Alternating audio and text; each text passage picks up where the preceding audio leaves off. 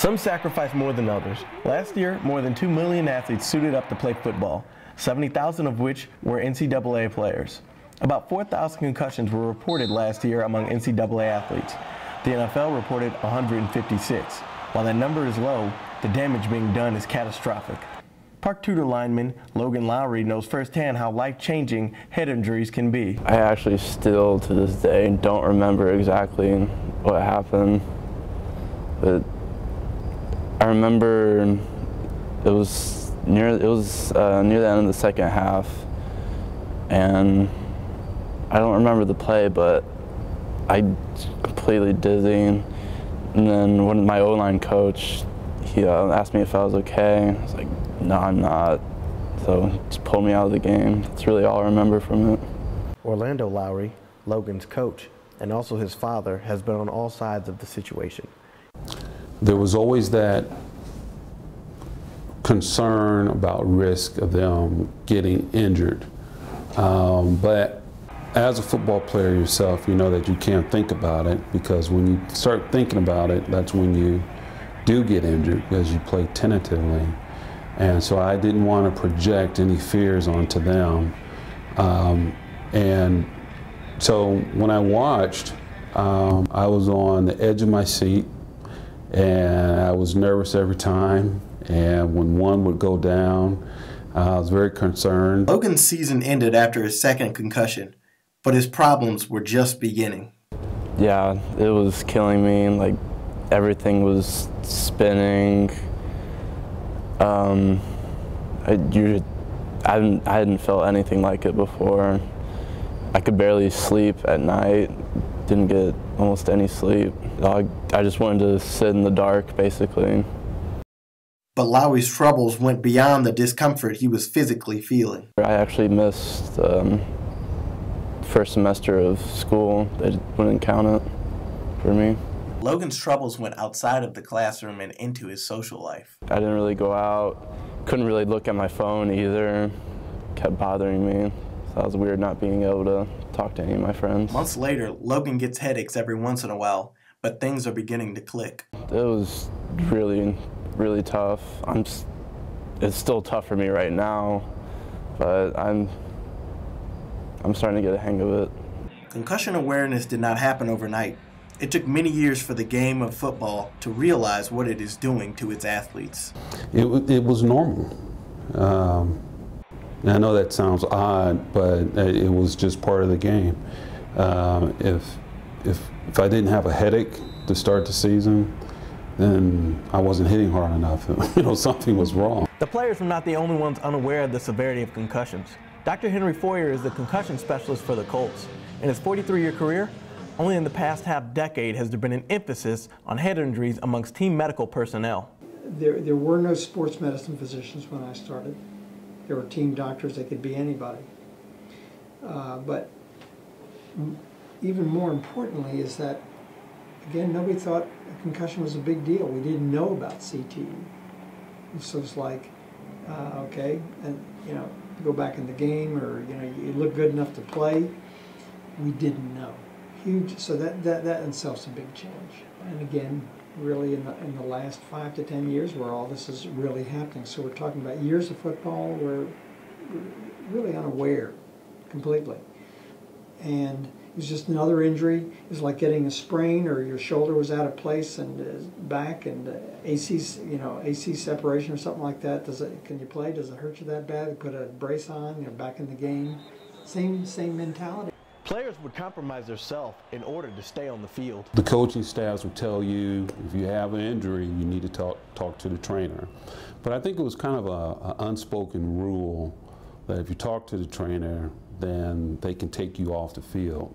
A concussion is a traumatic brain injury. The brain moves rapidly back and forth in the skull and can be caused by a bump, blow, or jolt of the head. The quick and violent movements cause the brain to bounce and twist in the skull, damaging the nerves and the cells in the brain. The average concussion lasts around 6 milliseconds, but there is a long list of symptoms that can come from the quick blow.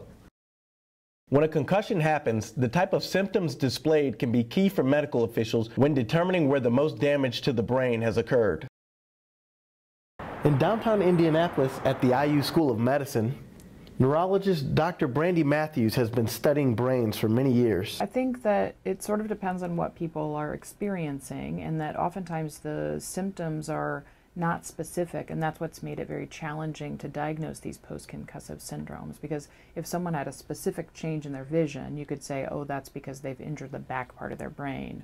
Or if someone had true vertigo, room spinning dizziness, you could say, well, that's because they've injured their cerebellum or the outflow tracts of the cerebellum in the brainstem. But oftentimes the constellation of symptoms is very non-specific. It's kind of wooziness, not room spinning dizziness. And so likely that just relates to a more generalized disruption.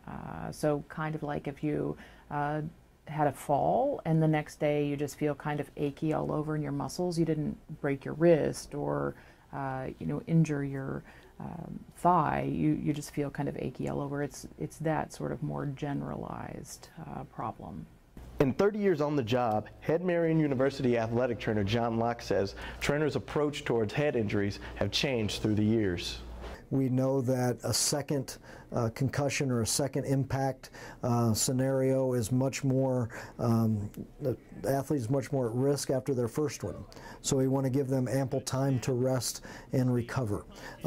Before it was, take a couple days off, okay, you feel okay, you're not dizzy anymore, let's go out and play. Athletes who suffer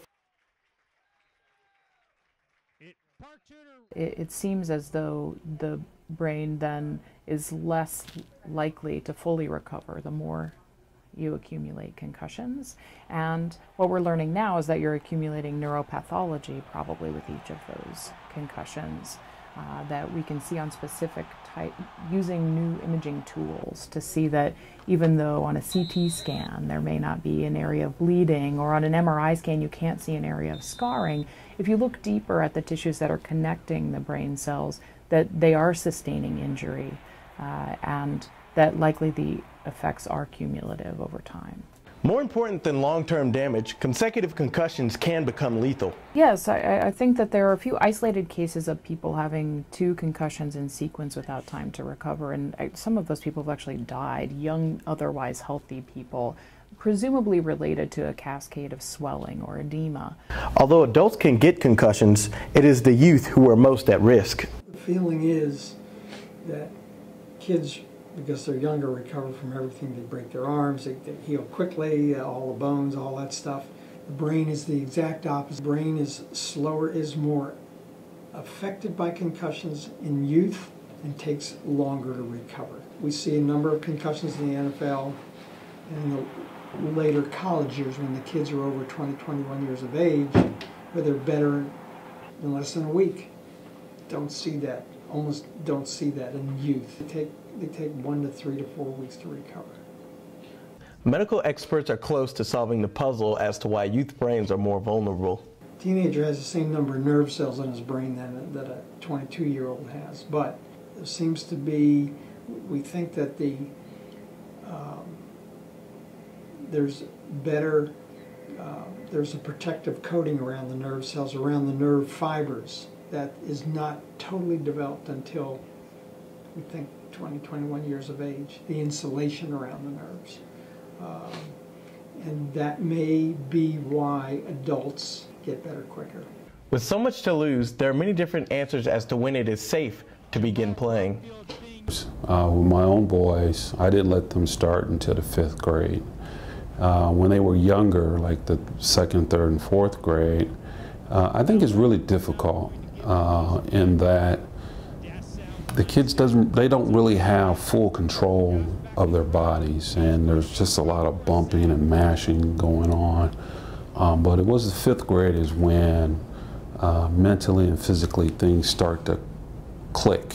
Subconcussive hits can be equally as dangerous, but much harder to detect. It's not the true head-on-head collision sometimes. It could just be, just from falling and hitting the head on the ground that you don't even think about. You've done it 100 times, and unfortunately it does take an effect. And some people have no concussion signs, but yet they take a concussive impact test and they fail it with no concussion signs. So what's actually happening? Something's happening to affect their cognitive, their memory, their ability to function in some way, shape, or form. The oversaturation of concussion coverage in the media has its pros and cons. The awareness is great. It's changing the game, but it's causing a kind of an overreaction. I think when you hear stories about Junior Seau and other players, tragic stories, and the link to concussion, well, parents think that their 12-year-old kid or their 15-year-old kid is going to get a concussion, and something like that's going to happen to them. But what the media doesn't really explain is that these are people that have played the game for 20, 30 years. Many concussions and long-term damage can be prevented with improved education of youth players and coaches. When I first started coaching in the youth league, there was no education at all. And I was appalled by some of the things that I would see opposing teams that they would do, and the way that practices would run, and just the big, heavy collisions at a very early age. Bob Simpson, CEO of SG Helmet, has been a leading manufacturer of safety equipment in the racing industry for years. 3 years ago, his company began making football helmets and believes that concussions will one day be a thing of the past. And back in the 60s and 70s, head injuries were the major issue with car racing, with guys getting killed. Oh. Okay, from the 80s forward, when different materials came into being, people don't die of head injuries in auto racing anymore. Mm-hmm. They just don't. It's very, very rare that somebody gets killed. Lowry says that after years of doing things the right way, in time, head injuries will go down. But if you start at the foundation of the sport with the education like they're doing right now, it'll filter up. So by the time that they get to middle school and high school, college and pros, they'll have many years of learning the correct technique, or many years of having a philosophy of not trying to blow someone up, but just make a firm tackle. Also an inspiring track star, Lowry is weighing the options of returning to the football field. I'm not sure yet. If I get another concussion, it's going to have serious long-term effects probably, so I'm still considering what I'm going to do.